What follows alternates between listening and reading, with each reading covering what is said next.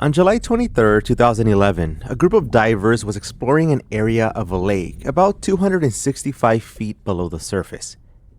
And that's when they spotted a body, one of a diver with a wetsuit buckled into a weight belt, an air tank, and everything. Confused, at first thinking that it might be a member of their own group, they decided to get some help. Eventually, they find out what actually happened. It was 1994, summertime, on July 10th, when a diver, Donald Christopher Windecker, was out having a dive in Lake Tahoe along with a friend. Which, by the way, this lake can go very deep, up to 1,600 feet, or a little bit more than that, making it the second deepest lake in the United States. So divers are not an unusual sight around there. So anyway, these two people were exploring for a bit, keeping an eye on their equipment and pressure before finally deciding to ascend. But as they were ready to head back up to the surface, there was a problem. Donald's friend noticed that Donald was sinking quickly with his respirator out of his mouth. His friend tried to help, but he soon started running out of air, so he was forced to surface. They attempted to rescue him, but he was never found. Well, until this group of divers that I mentioned at first had the encounter. About 4 days later, a mini submarine with a claw was able to retrieve his remains on July 27th on the west side of the lake by Rubicon Point. What was most surprising was that the diver was found nearly intact, although completely motionless in the lake. And to this day, they say that about 4 other divers are unaccounted for. This brought up a lot of speculation about the place and its many myths and stories that surround Lake Tahoe, although one of them really stood out to me. Stories of people that have been found there, but didn't disappear at Lake Tahoe, but at another location 100 miles away, Pyramid Lake. And if that's the case, how does it happen? And why is there so much haunting history surrounding it, including the tales of spirits that seem to lure others to their deaths at Pyramid Lake? In this episode, we'll be exploring a bit of both of them, the myths and haunting stories of Pyramid Lake and some of the legends from Lake Tahoe. Places, they say, that have witnessed murders, curses, and a reoccurring cast of mysterious entities. My name is Edwin, and here's a horror story. Can you please research Pyramid Lake in Reno, Nevada? I lived here for over 20 years and I've heard about the water babies since I moved up here. That's from an email from Lisa, a listener of the podcast. Here's another one from Gina. So I am a tribal enrolled member of a tribe located just outside Reno, Nevada. There's a story of beings that occupy the lake. The lake is called Pyramid Lake. And armed with these emails, I started investigating, starting off in TikTok and Instagram to find out more about these strange creatures, especially the name, water babies.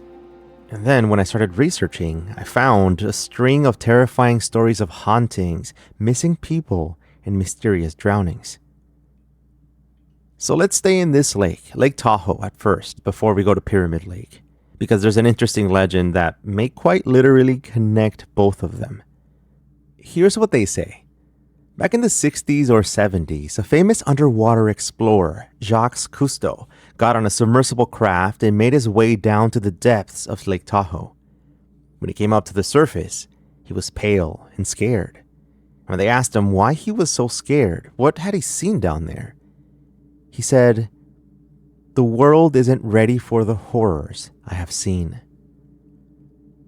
Supposedly, he was referring to the many floating bodies dressed in period clothing, floating along the depths of the lake.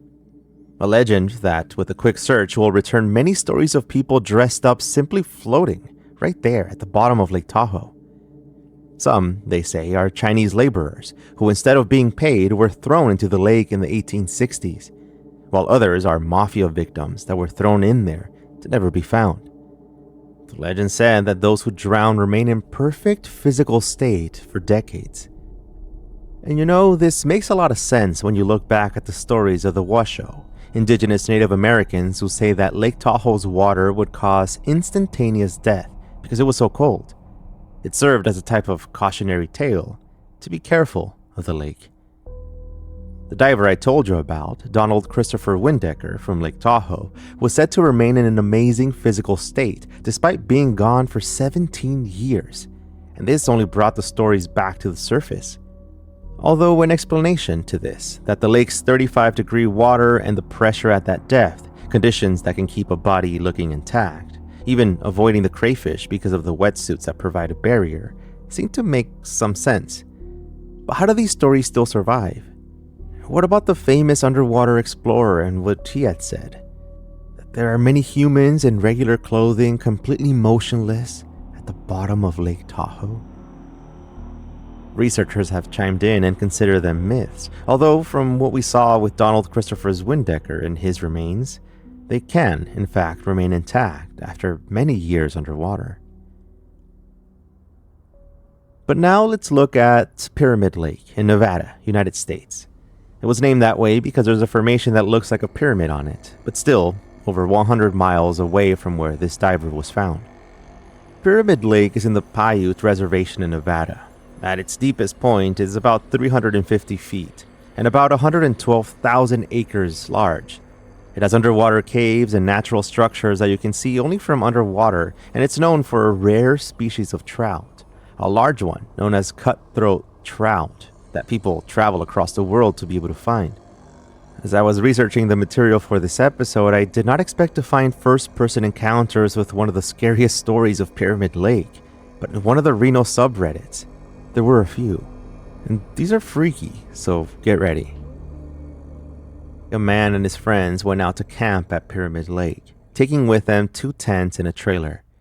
They were having fun, drinking, and enjoying themselves when one night, after one of them had too much to drink, told the others that he had just heard a kid crying out in the lake.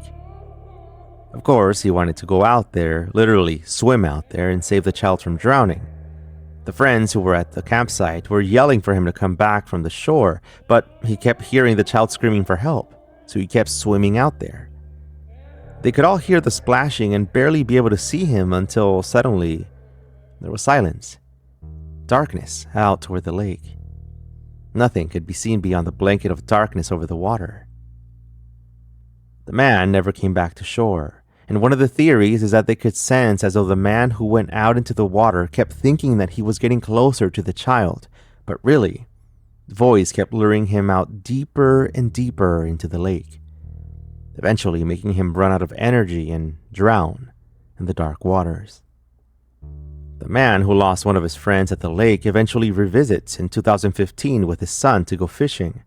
They had talked about going for years, but understandably, the man didn't want to go. They were there early in the morning between 5 and 7.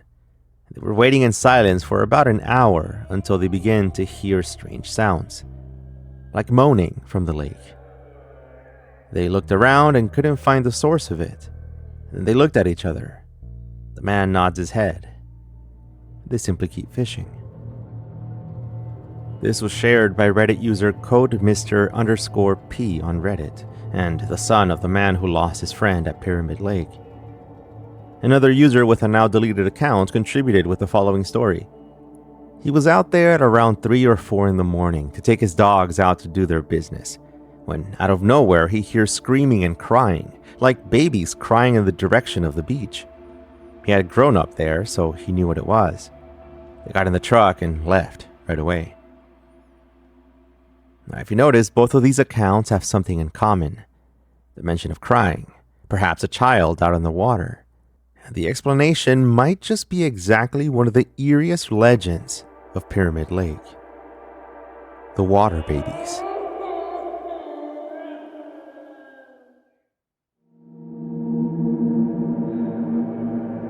Western Native American tribes have folklore that can creep a lot of people out. But this one mentions spirits known as water babies, entities that roam around bodies of water, appearing as babies, and when they cry, it means disaster's coming. But was it water babies that these previous stories mention? Let me tell you some of the folklore as viewed from different tribes in the Great Basin area, and others. The Paiute, those that have the reservation where Pyramid Lake is on, say that water babies are dangerous and mysterious spirits. They cry like babies to lure victims into the body of water where they eventually drown. They say that some parts of the legend happens because malformed or premature babies were thrown into the lake in order to keep the tribe strong, where they now roam, crying in agony. And a legend from this tribe from the Owens Valley mentions water babies as spirits that live in Owens Lake.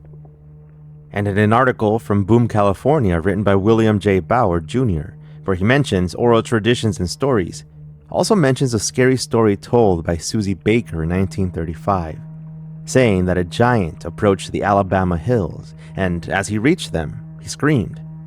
Everyone got scared and ran, but some weren't fast enough, being picked up by the giant and then killed. He wanted to take the victims to eat at home with his wife.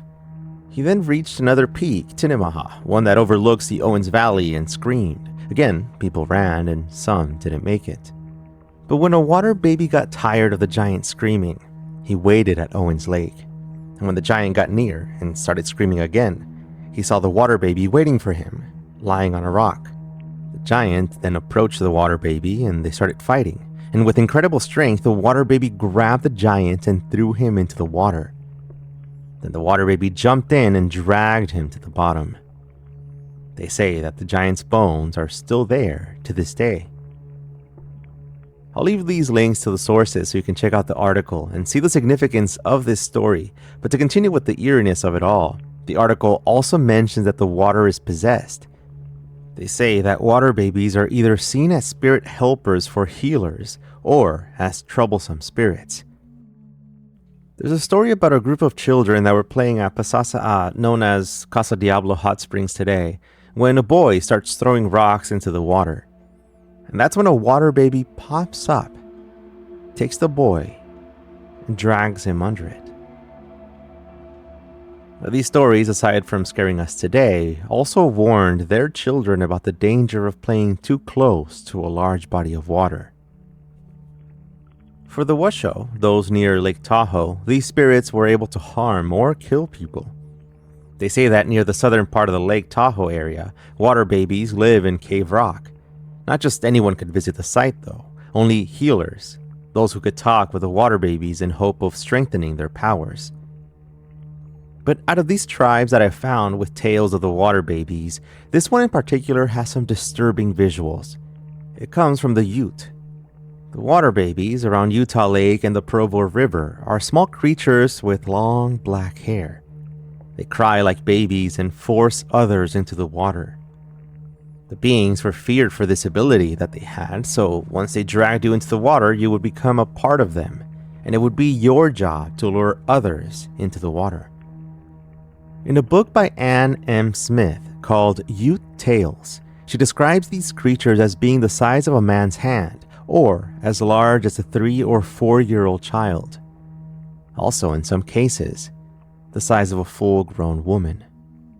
There was one story from the tribe shared in the Daily Herald, where a young man goes to the river to let his horses drink. But he was so tired that he fell asleep at the bank of the stream. When he woke up, someone was right next to him. A seductive woman in a green dress. She tricked him into going to the water with her, but not just on the surface. She wanted him to meet her people. And he followed, but he never made it out of the water. Maybe you're like me, and when you hear about these stories, you try to keep an open mind, but then you hear about giants and a fight with a water baby, you think that it can't possibly be true. And you might be right. But I'd like to question why these stories survive. Why are they told and retold if they don't make any sense? I mean, they're legends after all. But that's where the element of truth comes in. Although it takes a bit of work when you're coming in from the outside to actually figure it out. Like, let me just tell you a little more about what I mean. Another famous legend is about a mermaid that haunts Pyramid Lake. The story goes that she was broken-hearted, and due to a chance encounter, a man from the Paiute tribe meets the mermaid and they get married. The tribe was not in favor of this. In fact, they ended up banishing her from the area, so she lurks in the waters, sad and broken-hearted. She also promised to seek revenge from any of the tribe members that get close to the shore of Pyramid Lake. She will cry and lure you into the waters, and then you'll join the long list of disappearances at the lake. So here's where the truth comes in. Although many people go swimming and scuba diving at Pyramid Lake, there are always an unfortunate few that never make it out. Headlines of boating accidents, drownings, and disappearances at the lake come up with a simple Google search. But since it can be so deep in certain areas, some of the bodies are never found. This, in some ways, brings up the stories again and again. The curse of the mermaids, the water babies. The tales just keep being passed on. The peculiar mystery with this is that they say that some of those who have disappeared at Pyramid Lake are later found in Lake Tahoe. And yes, the two are connected by a river, the Truckee River, but it's Lake Tahoe that flows into Pyramid Lake and not the other way around. A body would literally have to travel upstream, and I couldn't find any actual records of this happening, but in a way, it supports a different idea. They say that ancient underwater tunnels connect the two lakes, which, if they exist, would be terrifying because there are some stories of a water monster that lives in Lake Tahoe, which could in turn make it easier down to Pyramid Lake. I'm talking about Tahoe Tessie, and that was first spotted in 1865 when a socialite from San Francisco named I.C. Coggin saw a giant serpent-like creature about 14 feet wide and over 600 feet in length. The stories resurfaced in the 1980s when multiple reports of a creature in Lake Tahoe came from multiple witnesses, including law enforcement. Talks of a large, dark figure moving beneath the water's surface. This account comes from Mickey Daniels. He was a Placer County law enforcement officer and knows the area since he's been fishing at Lake Tahoe since 1959. And he believes that something is swimming in those dark waters. It was around 1985 when he was out on a boat when he was half a mile offshore, when he pointed toward the Nevada casinos on the south side of the lake. He couldn't believe it. Both the passenger and him watched the wave split into a huge V, and then nothing. Since then, he went out into the lake searching for what he had witnessed once, but he still believes that it may have been Tessie. Writer George M. Eberhardt wrote a huge dictionary called Mysterious Creatures, A Guide to Cryptozoology. This guide listed major sightings of the monsters back in the 1980s, including a man who owned a local TV station who claimed he saw Tessie. They were shooting a commercial at Zephyr Cove, on the Nevada side of Lake Tahoe. 2 actors were walking along the lake, 6 kids were out on a boat dock, when suddenly, an 18-foot skiff boat started rocking. And that's when they saw it. A large brown humped beast. The kids screamed, and then they cut the footage there. When asked about the footage later on, he said that they destroyed it. Nobody really knows who they are. Perhaps these monsters and dangers meant just to warn people to proceed with caution, just like with the early map makers that would note, "Beyond here lie monsters," when they didn't have information about a certain area. The birth of these ideas also spread because of a real fear that the indigenous tribes believed, not just those who made those maps and discoveries. Like, for example, the Ong, a prehistoric bird that nested at the center of the lake. A creature that children must stay away from because it could swoop down and kidnap them. Even though these lakes are known to be made up of clear water, they seem to hide something. A type of darkness and lore that surrounds it from the start. An enormous landmark that demands respect, that disappears people in its depths, and that even those who are safely camping by its shores will sometimes hear cries from the water, being lured by those who ask for help. Or by beauty, to never be seen again.